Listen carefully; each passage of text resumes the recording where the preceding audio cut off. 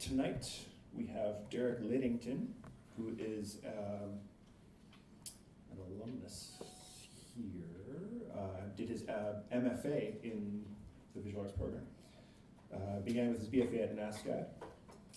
Some of his recent projects include an intervention at the AGO and solo shows at Cambridge Galleries, Daniel Faria, AKA Gallery in Saskatoon. His work is shown internationally at Art Berlin Contemporary, Onagawa AIR Japan, as well as Nuit, New York. In the fall of 2014, Liddington staged a 12-hour ballet, electric guitar ballad, is that right? In collaboration with Zeb Farber, Cara as part of Toronto's Nuit, Blanche. He currently works in Toronto. Please welcome Derek Liddington.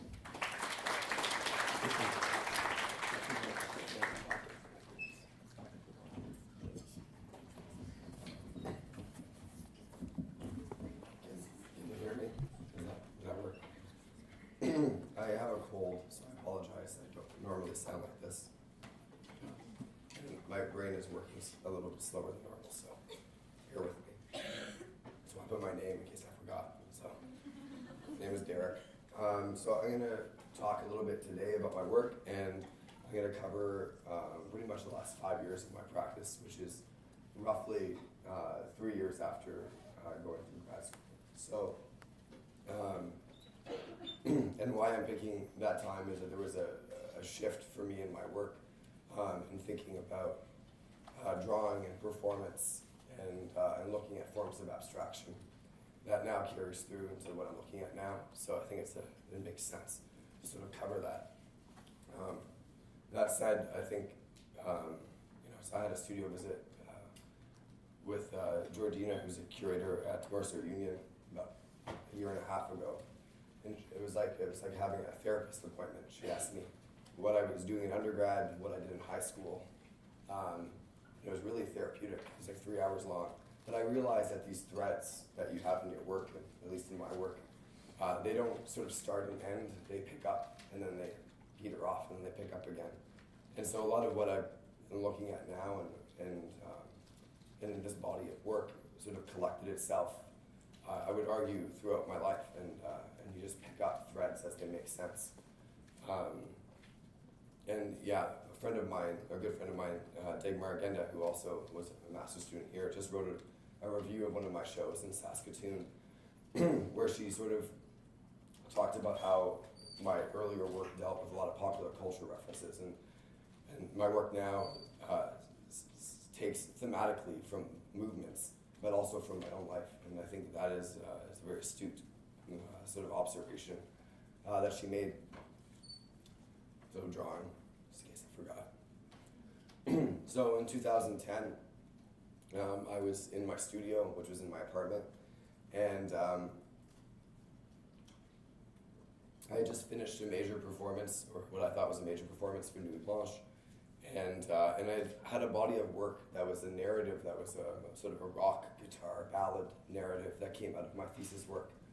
And then I was in the studio and I didn't know what to do. I was really sort of confused because I typically, it's funny, Jason was talking about other artist talks and how people work sort of through groups or projects. And I work by show. I have a show coming up and I work towards that. And I had no shows coming up, so it was the first time where it's like you didn't have anything to do, quote unquote, and I didn't know what to do. So what I started doing was I started just drawing, and I started drawing Richard Serra sculptures, and it was a way for me.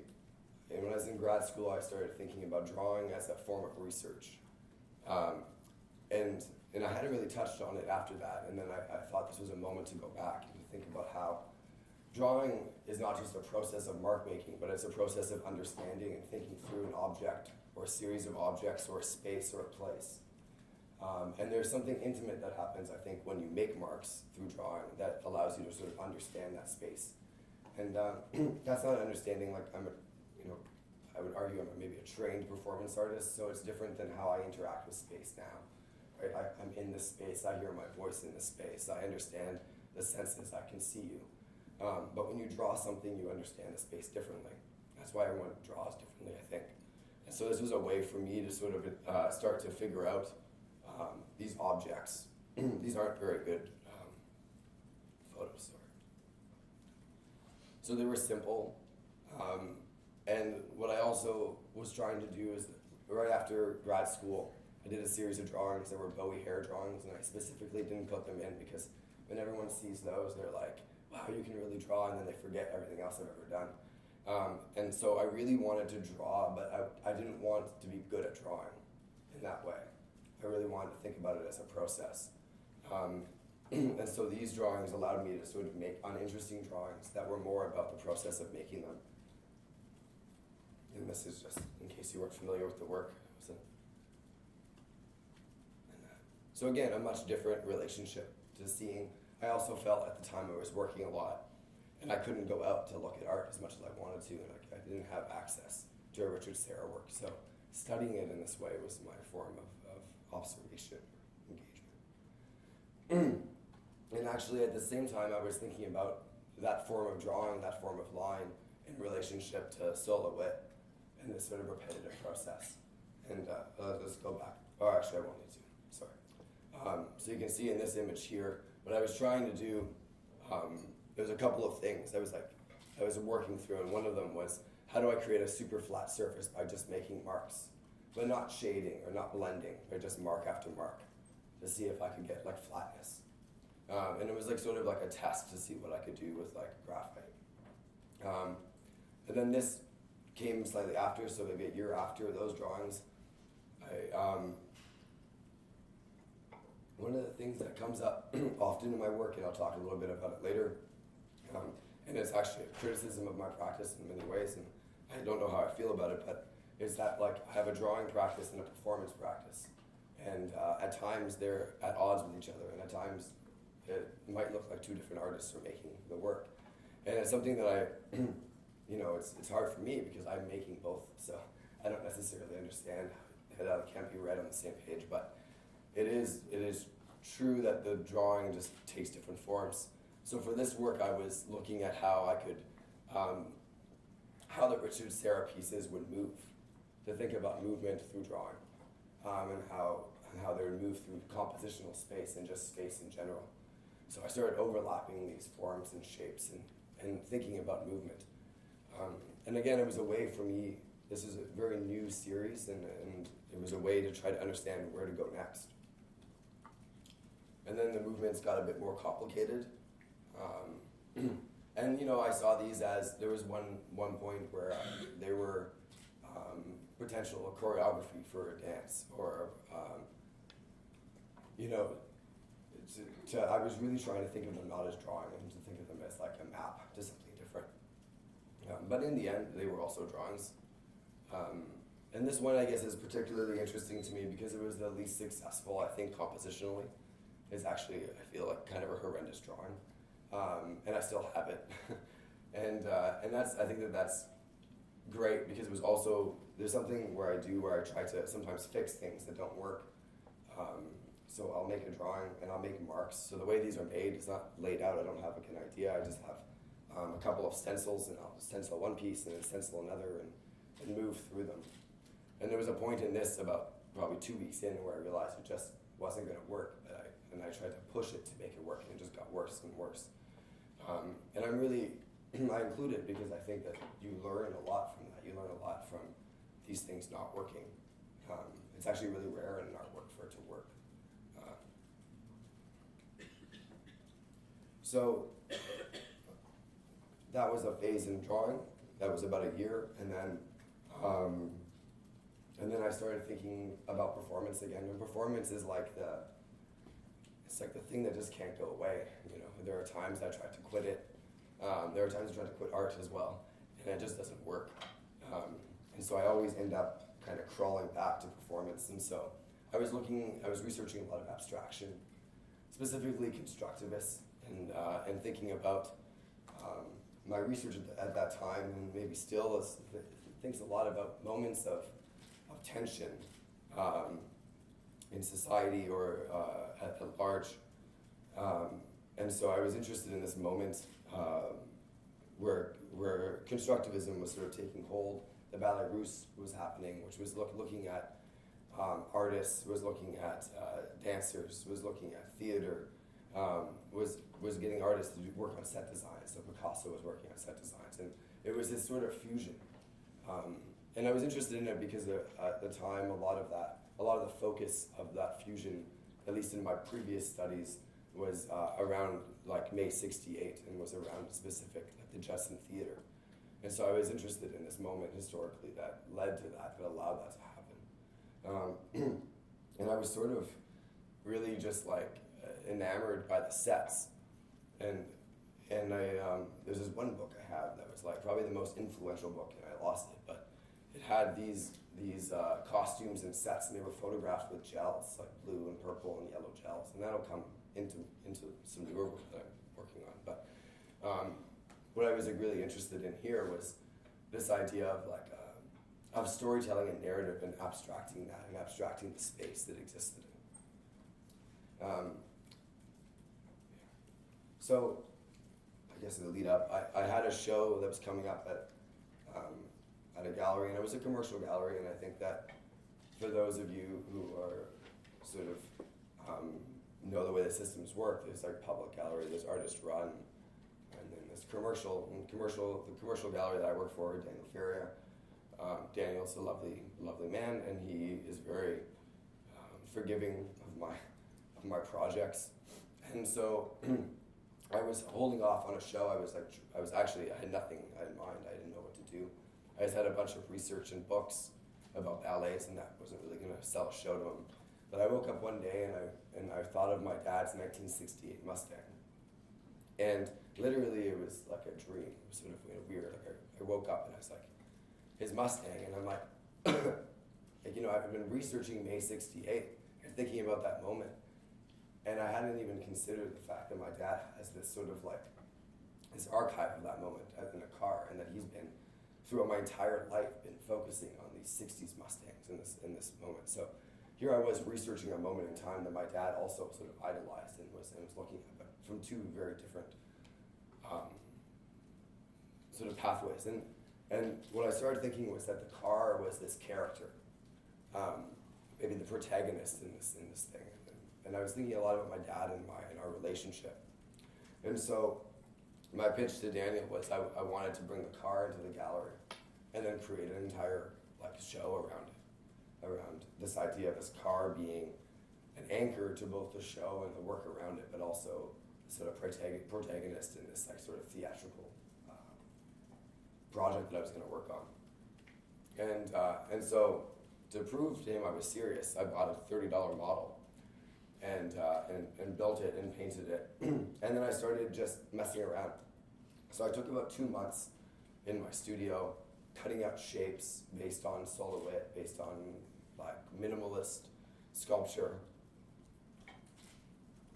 I think my partner at the time thought I was crazy because I had these little cutouts of ballerinas and I would move them around the set, and I would, with my iPhone, kind of record it and then play it back to see what it would be like to sort of experience it. And I'm kind of showing this image. It's so funny. I took it out and then I put it back in and I took it out again.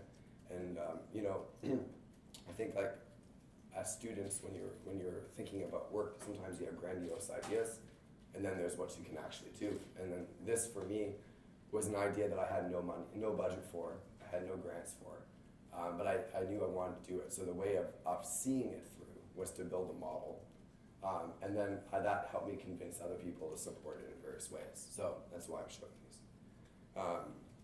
So I had about 60 or more images like this. There were different maquettes and versions of it, and then in the end, this is what it ended up looking like, which is pretty close, I think.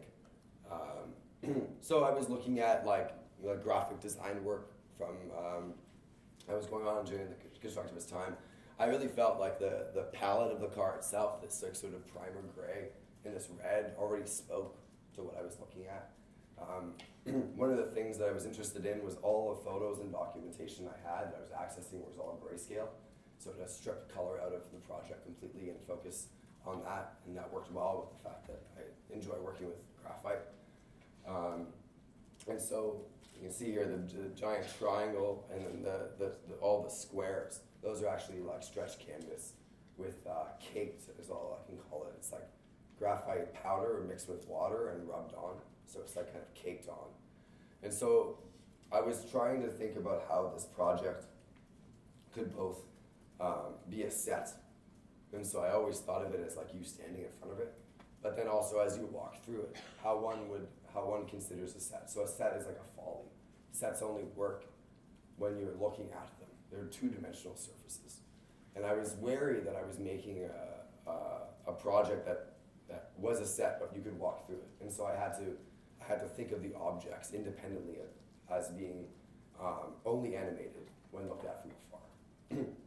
And so what I did for the show is we had there were three stages in the play. The first one was Today a Legend Died, Act 1 for the workers. And so I had these Rodachenko uniforms sewn up. You can see it, Derek Kwan there. So he's an opera singer that I work with.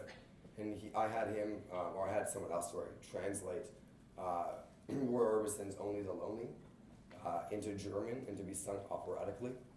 And then as he was singing it, he was trying to physically lift the car. And at the same time, I don't have an image of it, but Cara Spooner, who's a dancer I work with, she came out to the front and she was pirouetting over and over again until she couldn't. So it was sort of this speaking to this idea of duration and how one can sort of like push their bodies and their limits, but also creating this absurdist sort of scene. And in the end, I felt like, when I was developing it, the car was the car. And then Derek and Cara played myself and my father. So I felt that there was this theater, but like this prop, but also this character played itself throughout the entire thing. And then I had Jesse Bellin, he played electric guitar in the second act, which is by the workers. I played the French national anthem, and then I had Rui,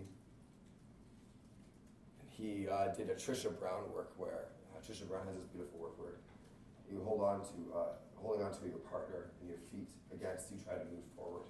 And so I had him enact that with the car and try to go around. And so they both did this until they were too exhausted to continue. So both performances lasted between 18 and like 25 minutes. And then they were done. And then the show, the remnants of the show was just this space. And I find as I work, I started out, I think, as a pretty rigid, conceptually driven artist, and now I'm veering into romanticism, I think, as I continue to make. But at this point, I was thinking a lot about how, or I still do, about how objects, when performed, retain some of the energy of that performance. A prop or a costume, how it can be enacted, and the folds or the creases or the sweat stains or the smells create a sort of energy to it. And I think that there's, for me, in trying to figure out how something like performance translates into object, I think quite a bit about that. And so that's to say Derek was sweating all over the car, so I like the sweat marks. So this is like the detail of the, it was basically these claw marks that ended up happening on the canvas. These stayed at my gallery for 2 years. He couldn't sell them because they would fall apart. And I didn't want to move them because I didn't have a studio big enough for them. He eventually gave them back to me, and my whole studio is full of graphite. And there's like the detail of the marks. So yeah, you can kind of see this. So this is just an example of I was also drawing at the same time. And it's funny because now I rarely think about these works. And I don't know why, but they're basically shapes. And then every day between two events, I would pick two events that I felt were significant, either to my own life or culturally. And then all the days in between, I would do an outline for each of those days. And so some of them had 10,000 outlines. And they became these really dense sort of objects. And so these were in the backspace.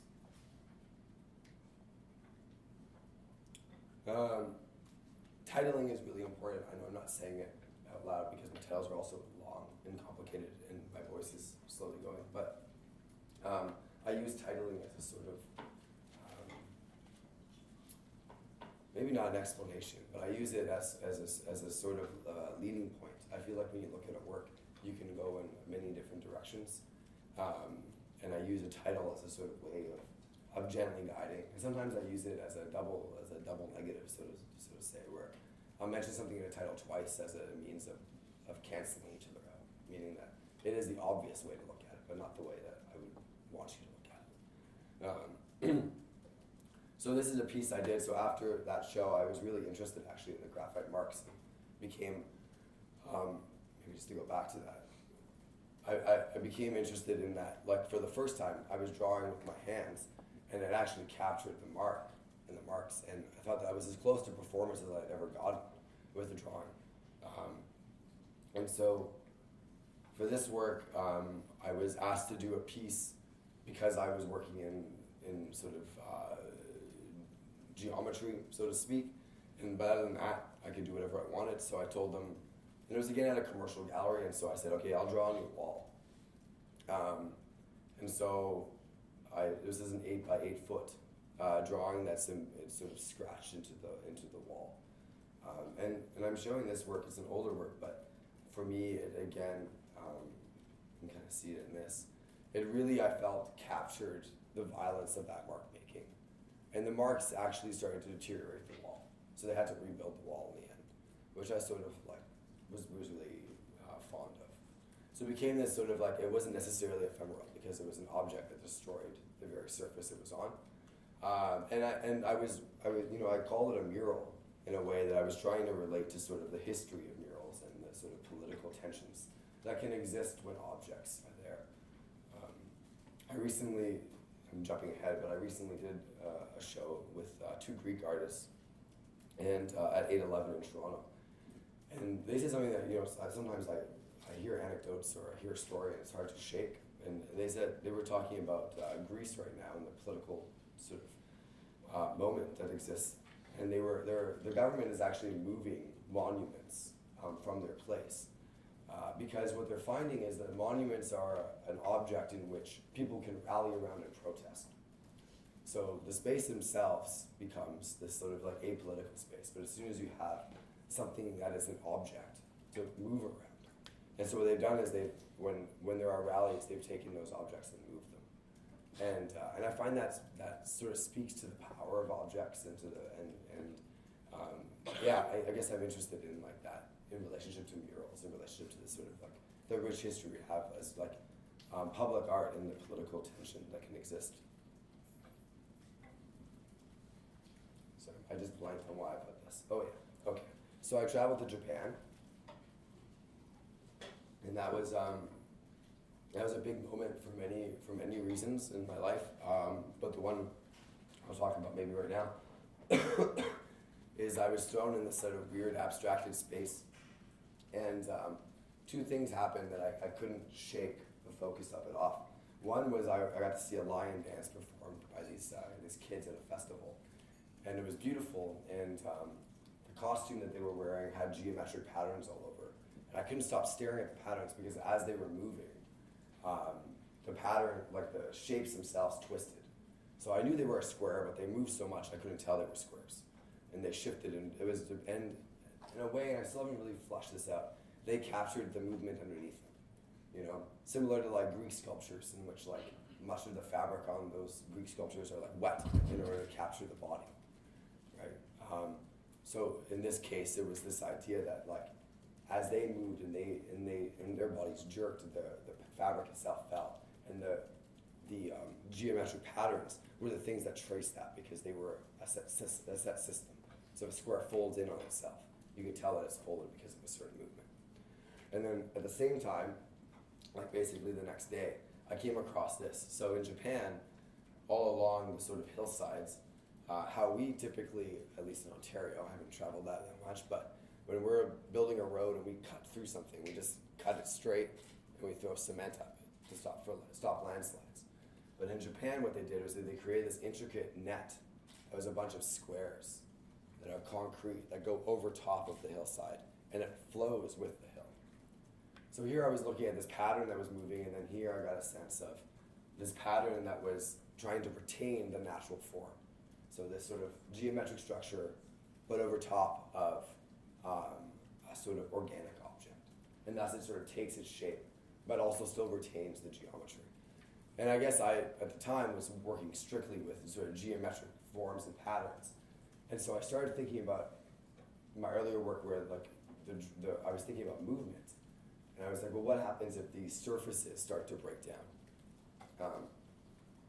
So following that, I had the show, a dance, just jump ahead. Oh, well, I guess, to be honest, I was also thinking about that with this piece. So a love worth fighting for, a monument to those that precede me. I like that title, so I said it. So this is an 86-foot banner. So it's 4 feet wide by 86 feet long. And it's a narrative that I sort of drew out of a geometric pattern of 3 ballerinas fighting over the love of 2 characters and 2 cars. And so I created this abstract sort of geometric representation of this narrative. It's a very complicated system, but then I soaked all of the canvas in graphite and water. And as it was drying, I rubbed the graphite in so it retained my marks. And I cut out all the shapes and had it re-stitched together to create this narrative. So the lines of my fingers would be moved similarly to the lines in the wall before. And then I wanted it to be this protest banner that was static and wouldn't move. So I was thinking about this idea that this love story was a thing to sort of fight over, to gather over. At the time I was going through, it sounds so cheesy, but going through a breakup. And was going through a lot of tension in my own personal life. And that was coming out of my work, and I look back at it and I can see it. When I was there, I just thought I was crazy. But I think what I was thinking of at the time was this idea of the micro-macro. So the idea that you could look at strife between 2 individuals, say 2 lovers, and the entrance of, say, someone else or something else. And then you can take that and you can extract that, and that could also be like 2 protest groups. Or it could be extracted to see why there would be a tension between a city or a country. And so I was interested in how I could study these smaller moments as a means for talking about larger moments. So rather than talking about a situation in time that I had no reference point to, I was able to sort of talk about my own sort of personal moments and how those can be extracted or made larger. So this piece, also the way it's displayed is that it folds into itself 8 times. So it's completely abstracted and it's completely hidden. You can't see the entire narrative. So the narrative really becomes the tension of the object itself. There's a detail of the fabric. And that's what the interior would look like.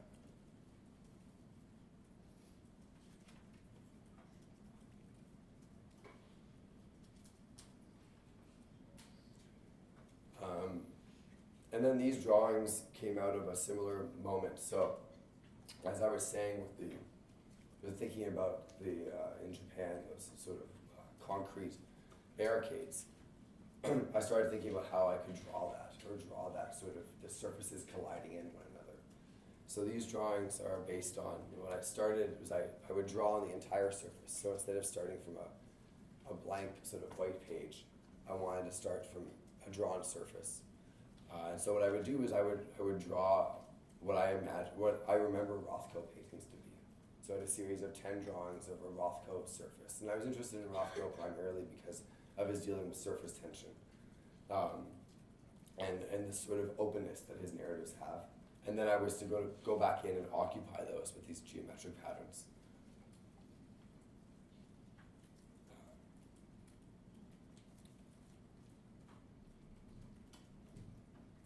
So this is also, I guess, an interesting maybe moment for me because I think what happened here and after this show, so this is exactly 2 years ago, was, how do I say this? Like, I don't just draw. Drawing is a thing I do,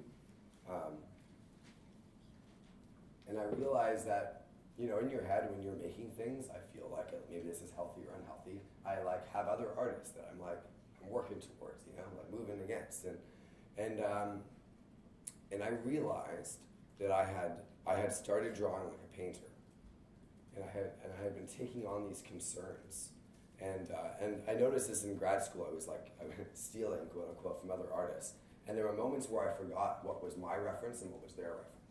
It all started to blend together because I would research so much what they were doing. I felt like it was my own. And I sort of took on the character of like a painter in this process. And I see that as different because I don't see it as anymore as an investigation into something, or as I just felt like it was dividing. It wasn't what I wanted to do anymore. Yeah. And so at that point, in making these 10 drawings, I was like, I need to stop this. Now that it's easy for me to say now. It took me a year to kind of stop making them, but it was kind of a turning point in like how to see my work. I like this work, but it's just a steel plate I had from Japan, and I threw it off of my second floor studio onto a concrete floor. I got in a fight with someone and then did it. So yeah. I just like that the metal actually isn't tarnished at all from the fall, but it has the cement dust on it. And so I like that the cement dust became the sort of drawing of that act. Someone kicked it at the opening. So this is a show that I had at Cambridge Galleries. It's unfortunate the video wasn't working, and I only had, the only image I have is a video of this piece, but it's, the conversation for these shows typically takes between 2 and 3 years when you have a show at a public gallery, which can be a sort of exhausting process at times. For me it is, because I switch my work every 3 months, I feel like, in my head. But this started out with a simple idea that I talked to the curator, Iga Yannick, and I said, there's this plot of land that's outside of downtown Cambridge that was completely empty, and it was filled with sand because it was toxic. So it was this weird kind of beachy area in the middle of a downtown area. And people use it as a cut through because it saved them 5 minutes on their commute into downtown. And I was installing another piece, and I had this idea because the other piece I was installing, I was there all day. So the sun was sort of beating down on me, and I was like, I really would love to just like lift a piece of metal to follow the sun, to sort of like, just like trace it in the sky and sort of eclipse it as it moves around. And that ended up turning into a show where she did actually allow me to bring in a crane, and I lifted a giant metal disc that was the height of me, so 5'11", and it lifted and followed it from sunrise to sunset on my birthday. And so it was this idea of creating, at the time I was thinking about performance and creating a moment or gesture that could be anecdotal and live on for others. So I asked that the piece not be advertised or marketed as an artwork, that it just exist, it just be there, that people can just see it happen.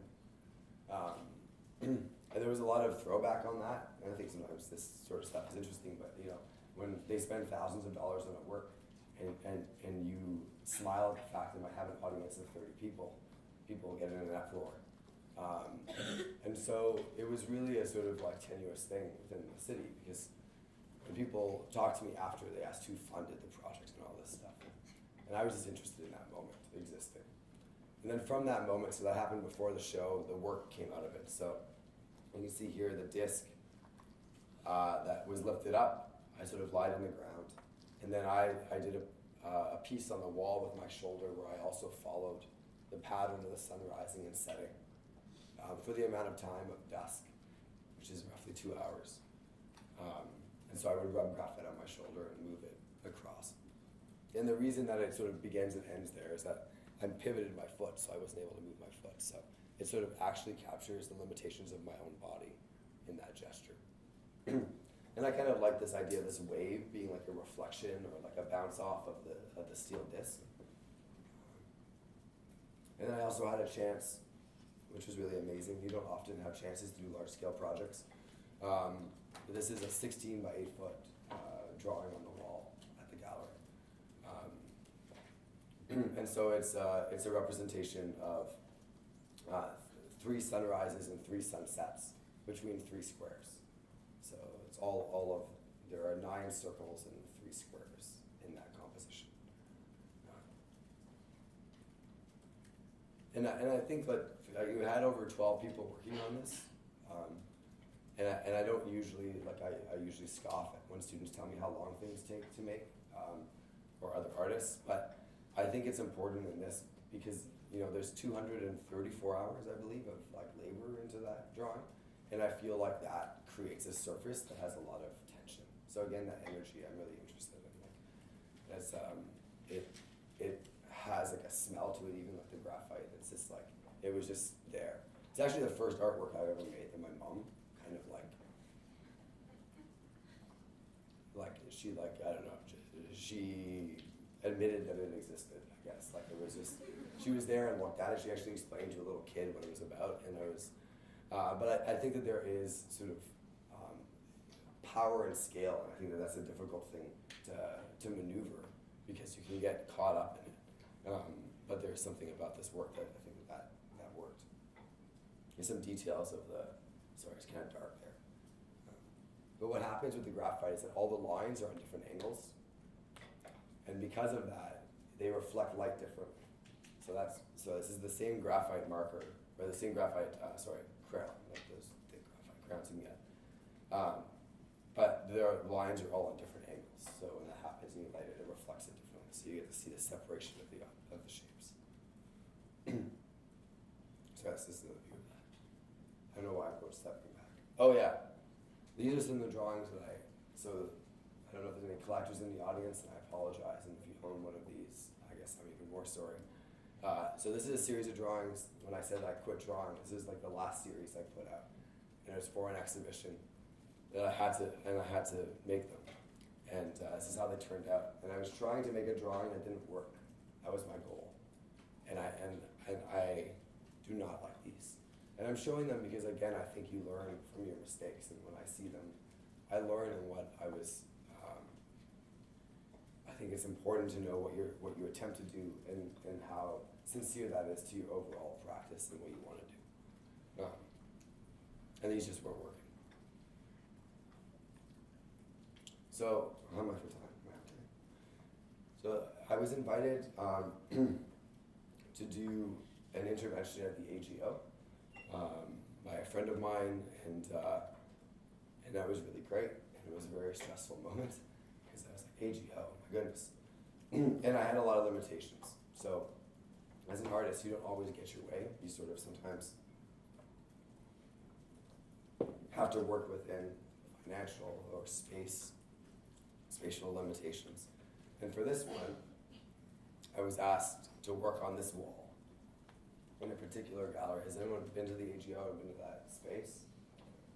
It's like the group of 7, all the profs are like, you should all go to the AGO. So it was a hard space because what Andrew Hunter wanted me to do was to connect with some of the work and make a work that responded to it. And so I went in and I realized it was a heavily like historic group of 7-esque space directly in front of this wall, which has a beautiful white history of art, contemporary art, and I was actually surprised that was there. It was sort of awful. It's no longer there, thank goodness. But in front of it was Emily Cara and 2 Lauren Harrises on either side. And so I took that as a sort of form of inspiration, because thinking about sort of relationships and connections between individuals, and then also thinking about works. But then I was told a month before the project that work would be subsequently moved, and then Morriso would go in, which is an Indigenous artist and a triptych as Indigenous artist. So then I was like, so you want me as a white male artist to go on the white male artist wall in front of this amazing Indigenous artist? I'm like, and it was really hard for me because I wanted to pull out, and I didn't know what to do, and I kind of saw it as it was maybe a challenge, but I actually, at one point I thought of it as a career light blower. I'm like, if I don't do this with respect to the art that's around me, then I don't really deserve to make more work. So, and they wouldn't cover it because of union rules. I'm telling you guys, like the inside gossip of AGO. So because of union rules, they wouldn't do anything to the wall because a union would cost too much money for my show to do anything to it. So I had these 2 screens and then a space. And so what I decided to do was the disc that I had from Cambridge, at the same time I was working through this narrative. I was thinking of this story that Cambridge got me thinking a lot about this, why the sun rises and sets. And I thought and I was developing this story that there were 2 lovers, 2 sets of lovers that one wanted to fall in love with the sun setting, and one wanted to fall in love with the sun rising. And that they were the thing. They were pushing and pulling the sun to go through this continuous motion, and the sun just got trapped in that. And so I was working on a piece for Nuit, Blanche at the same time as thinking about this, in which that was the main narrative. And so I grabbed the disc from Cambridge in a sledgehammer and I started smashing it just over and over again, one way downwards, and then I twisted it and smashed it the other way. So it had this tension of these 2 marks moving into each other, and it ended up sort of like, you can kind of see this, it buckled the metal, steel. And I wanted also that violence to show that the violence that I thought that history represented there, and what the AGO was showing. And my violence towards both that own history, but a recognition of what that history is. And then I decided to lean it instead of hanging it, covering it, because I feel like when you lean something, you're trying to hide, but you also expose what it is. It's sort of like it's a gesture of admission, maybe. And then on the video, I don't know if we have time to show the video, but it was a video of me with a maquette of a sun, moving it around, and then a close-up of the same maquette. So thinking about these moments being acted out, and so it was the sun moving and rising and moving and rising, and then the background was the disc, without it being smashed. So I started thinking a lot at this point about how moments are sort of documented or created, and how this can be both, sorry, my sickness is making me very slow on these thoughts. So how this can be both a reenactment of something, but also a moment in itself. And so where the sort of fiction, non-fiction exists, I was interested in. This says AGO video. If I have time at the end, I'll show you the AGO video. So after that, I was working on a new Blanche project, and for this work, I was looking at, again, a love story. I'll move on to love story soon, don't worry. So, and it was again the same story, this idea of lovers pulling and pushing the sort of sun, and the triangles representing these lovers. And I was looking at a piece of a ballet called Je, from the Ballet Russe, and Claude Debussy did a sort of orchestral score for this thing, and it was a failed opera from that time, from 1913.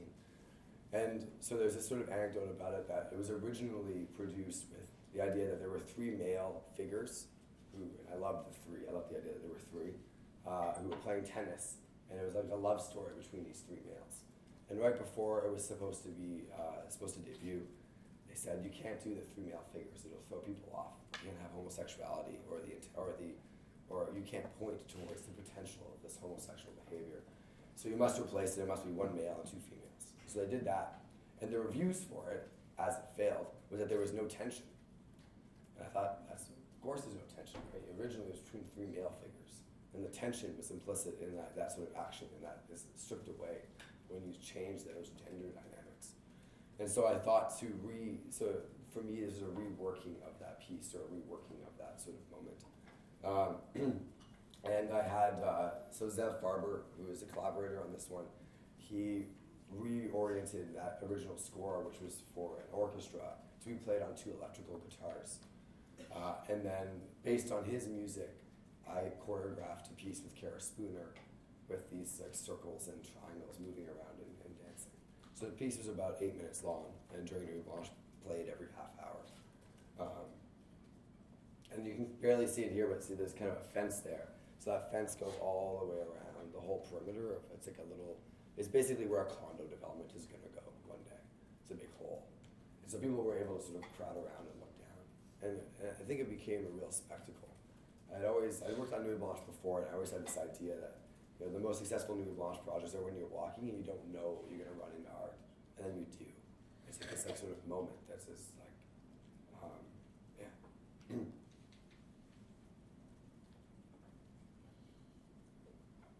It was a very labor-intensive process. It took many months to develop, and I lost many friends over it. So,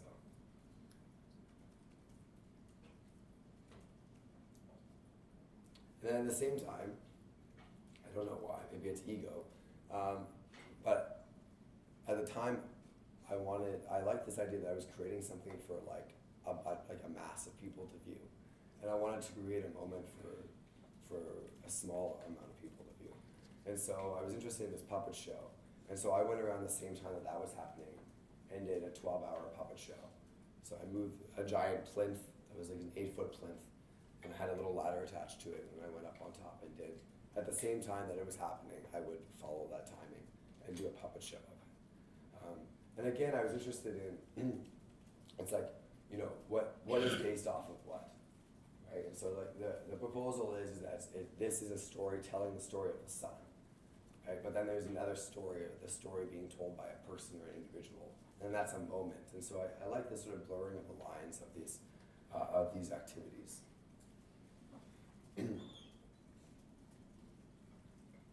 Theatricality, performance, and still life. So these are the things I'm interested in currently in my work. So I think sometimes as an artist, sorry, I wasn't meaning to wake you up. You fall upon something, right? I was actually just in a studio visit with someone where it was like, allow the happy accidents to exist, but then as an artist, what you need to do is you need to go into that and figure out why that was an accident and how to make it not an accident. So I say that because this is a series of just studies I was doing back in January. And originally, actually, I gelled these lights and was holding them because I wanted to see what gelled lights look like on these. I was making collaborative sculptures with my partner. So this is a pineapple. We'd sit there. I'd be like, let's make a pineapple together. And we'd make a pineapple based on our collaborative memory of the object. And then I said, what would it look like if it was tinted with this color? And so she's like, I'll take a photo of you. But I realized that the photo was actually more interesting, not as a photo, but as that action, the fact that I was in it, and that I was lighting this thing. And I was interested in this idea that like the body's relationship to a sculpture, and that the sculpture actually, by me trying to light the sculpture, I was actually trying to light something that I understood. I was trying to light the marks. I was trying to light what I felt was activated by it. And I was activating my body around it. So the relationship between those two things, I sort of sat on for a while. At the same time, I was studying and doing some research. Doing research for a show at AKA Gallery. And so I went into their archives and was pulling out images of architectural forms. And they wanted me to, they invited me to do a show, but they wanted me to consider the space or the history of the space. And one of the problems with that is, one of the problems with that is that you're not in the space. And so in order to understand the space, you can't be in the space. So I found these old archive images, and there was this like draped kind of statue or sculpture, and then this protest around it. And I like that the Saskatoon Library was like sort of like gathering these images and had an archive of it. So I started thinking about sculpture in relationship to protest. So there is a video I want to show you, but maybe I'll go into this first. So what I did, actually, let's just go to the video.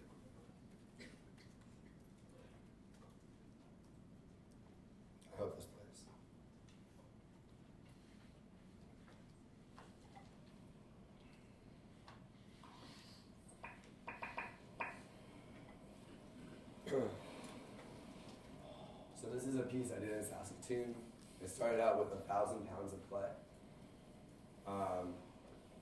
And I hired 4 actors to come in, and they were to take on the role of United Steelworkers Union members. So they would take on that role, and then they had to collectively imagine what a Doric column looked like.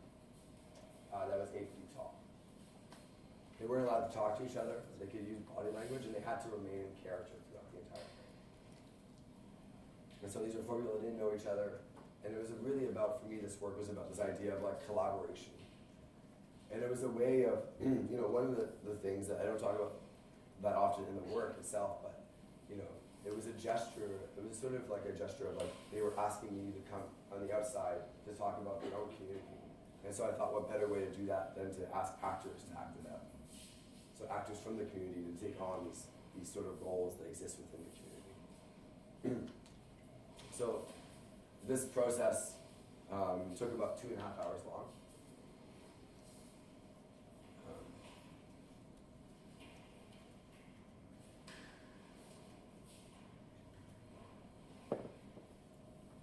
So this is 45 minutes in, I think.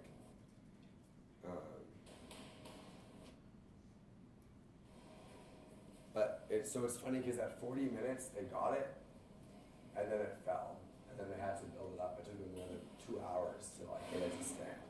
And so I was really surprised. I thought I got this really detailed column, but instead I got this thing that stood almost exactly 8 feet tall. It resembled almost nothing of a column.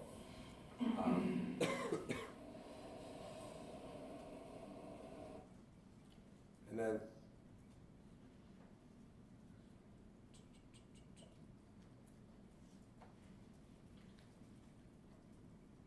so that was the first part. So there was this kind of finished column in the show, and then I went back for their version of Nuit, Blanche, and I reenacted that situation using 4 lights, one to represent each of the actors, in a 2.5-hour performance where I was lighting the object based on my memory of their building the object.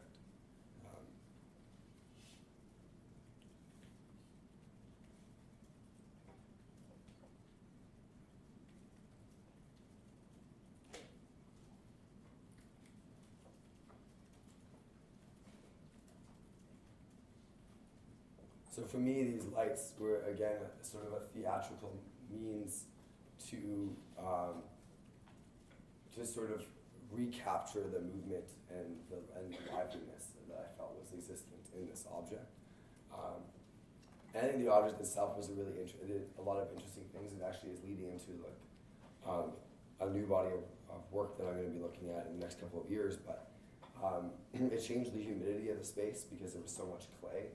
Its drying process actually changed the temperature, changed the space, and as it dried, it cracked.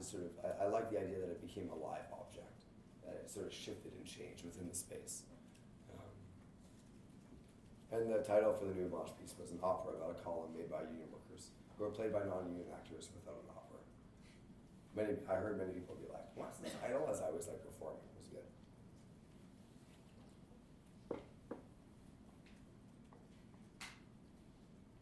I'll let you read this, but this is the title and then the task for the actual sculpture.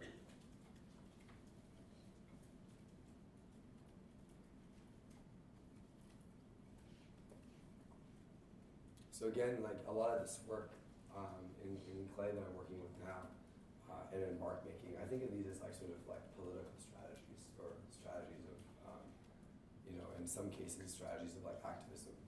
And so I'm interested in how these objects can be charged through that.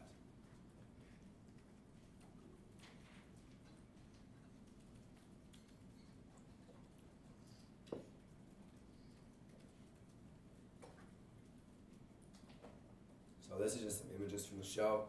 So that's what the column looked like. They ended up, I think it was a really good kind of fuck you to me, but like they ended up putting their own initials in it. I think it's amazing, right? Because like I hired them and paid them as actors to make the work for me, and then they went and put their initials in, which was also breaking the rules of the game because they were supposed to stay in character. So I think it was like kind of lovely. They were exhausted.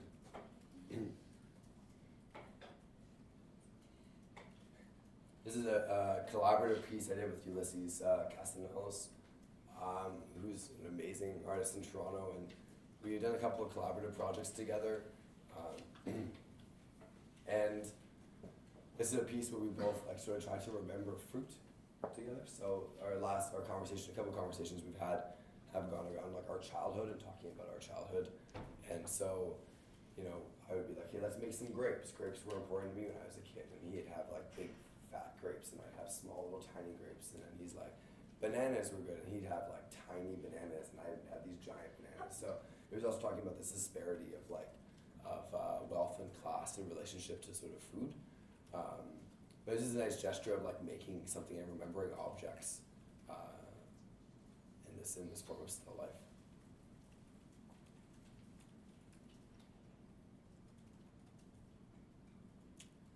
This is a clay test I did. I usually don't show like that much preliminary work, but it was an important one. I can't tell if I love it or hate it to this day. It just kind of sits there. But basically, I sat down, I tried to clear my head of as much as I could, and I was actually, and I was just thinking about, for this one, I was just thinking about the idea of like a wave, and I went at it. I just started making that out of clay, and I worked the clay until it stopped kind of moving, until the clay just kind of dried and was cracking, and that was completed. So thinking about this idea of duration in relationship to like making and dictating kind of a finish of an object. It was merely a test. I had a studio visit that was really harsh. I won't mention the person. I'm still angry at him. But he sort of left and he's like, Derek, what would you do without graphite? I said, I don't know. He's like, you got to figure that out. And like literally, I think that stalled me in making work for about a year. And which is why all that performance work came up from the AGO and everything. It's just, when people challenge you on things, right? It's really, I feel like you have to consider it. If you respect someone, you have to consider what they're saying. And I really sort of respected that comment because he caught on really quick that I actually didn't, that I wasn't as committed to drawing as some of my work is maybe lending itself to be. So I started working with clay. I never worked with clay before, and this is like one of the first. This is another clay piece that I did where I started out with just a piece of clay, and I tried to mold it into what I tried to make it into my son. So my son's 4.5. I'm like, make this, and I realized that I couldn't. It was very frustrating, and I documented it because it was actually supposed to be an insert in a book where it would be this two inserts. One insert was the clay in its form, and the other insert was like the sort of bust of my son. And the title is Why am I unable to represent what is so clear to me when I close my eyes? So it's finished. He looks nothing like that. He's much cuter. But then it fell over, and so I made it a triptych. And I kind of loved that. I loved the sort of like that. It fell over because I'm just terrible working with clay, and like I did not consider the weight of the clay or anything about it. So, and then I ended up. The Greek artist that I was collaborating with on this show, we were talking a lot, and we were talking about ideas of monuments and memory, and they were doing this research on the idea of a monument as a memory. So if monuments are meant to elicit memory, then one could foresee you just take the monument out of the picture. And what actually is the most important aspect of it is the memory we hold. And so they were in Greece trying to work with replacing these monuments that were being taken away, which I told you about, with memories, with like people's like recollection of what was there and what could potentially be there. And so we collaborated on a billboard project. And we titled it Local History Room because that was what the title was for the archives that I was looking at in Saskatoon. And I had the bust of my son sort of blown up and zoomed in on different ways. And then they did these pieces where they grabbed artifacts from museums in Greece and then rubbed it into their skin. And they stretched it. And so for me, this was important. This is actually a really interesting piece because they, again, Saskatoon, I love them, but they asked me to come in and do this billboard in their community, and their community is very specific and has a lot of sort of tensions, both with race and class. And for me to come in there and think that I could just like fly in, do a work about it, and leave, I felt like that wouldn't happen. So for me, my way of dealing with it was to be hyper personal with the subject matter I'm dealing with. This idea of memory of something that exists and that I'm trying to sort of still grapple with. And then by inviting the Greek artists, I thought it was for me, and we had talked about this, was that they were dealing with their own political tensions in their country. So to then bring that dialogue to Saskatoon made a lot of sense. And then I think the final show, or group of works that I'll show you, is from my latest show. This is in August at AKA Gallery.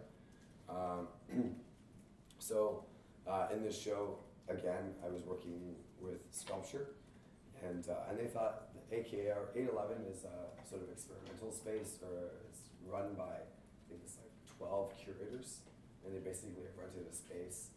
And Lori, who was in here with Lily, I think last time, Lori had a show there a couple months prior to mine. And so I thought, okay, I'm gonna do a body of work that's not typical for me. And so these are two, this is actually a piece that I would never admit to anyone that I made, but I thought this is the show for it.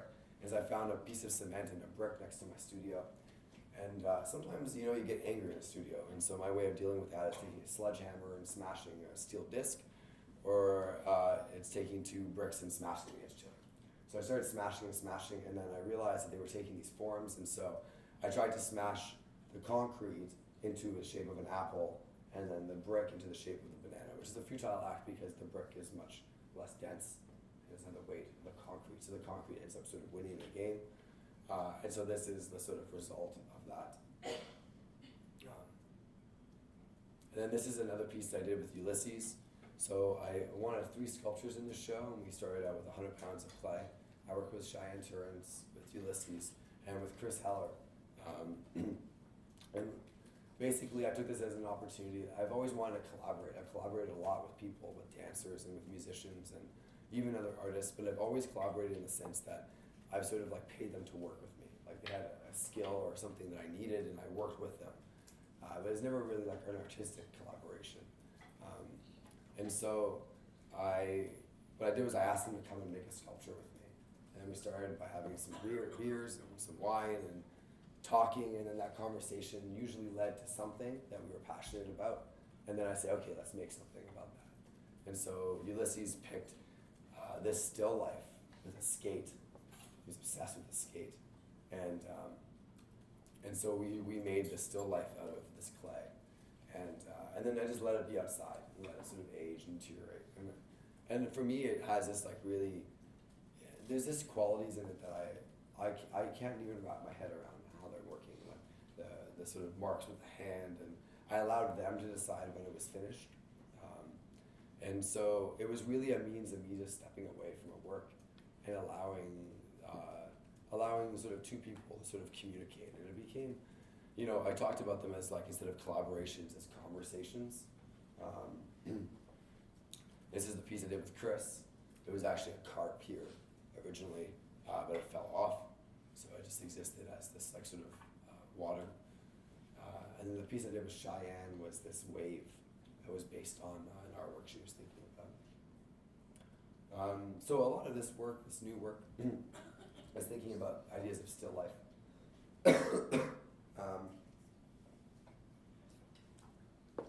And I think that in my head, moving from something like theater where there's so much movement and there's so much narrative and engagement, and then moving to something that's still life, that is like still, maybe I haven't quite reconciled that, but my interest in still life is this attempt we have to capture a moment, right? To me, it's closely tied to ideas of representation, the sort of futile nature of that. And thinking about how